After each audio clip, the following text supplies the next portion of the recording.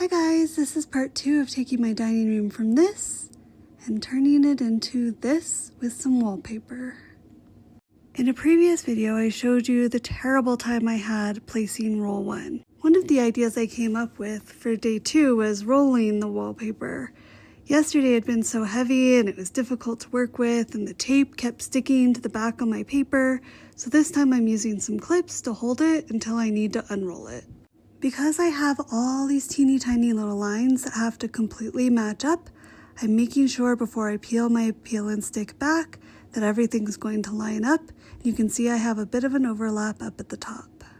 Then I'm going to use some extra glue to reinforce the edges of my wallpaper. This is completely optional. Giving it a little spray to make it easier to move around. Then I'm going to peel back just the first little bit so I can start sticking it up at the top. The hardest part of all of this was getting started. I needed everything to line up perfectly, but once you get the first little half all lined up, the rest of it falls into place as you move down. Once I was past the hardest part, I just kept moving down little section by little section and taping parts where the seams were perfect so they didn't come off. Once those were securely in place, I added more glue, I peeled back more of the backing, and then I started lining up the edges again on the left, and then would smooth out to the right, making sure there were no bubbles. Here's a little bit of an extreme close-up for you to see what the seams look like as they're getting lined up. I was super meticulous about this. It would ruin the effect if they didn't line up. Here's another angle for you while I get to the very bottom.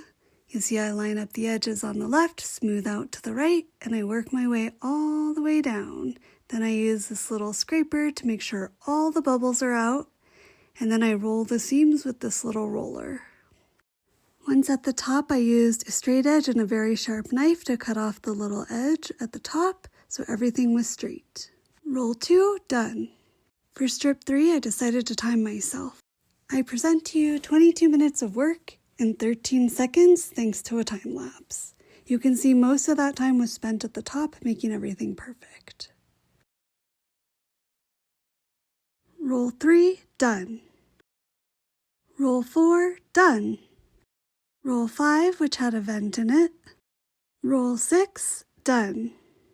Roll 7 with an outlet, done. 8 rolls to get to the end. The plan is to add trim, but I want to brick the wall to the left first.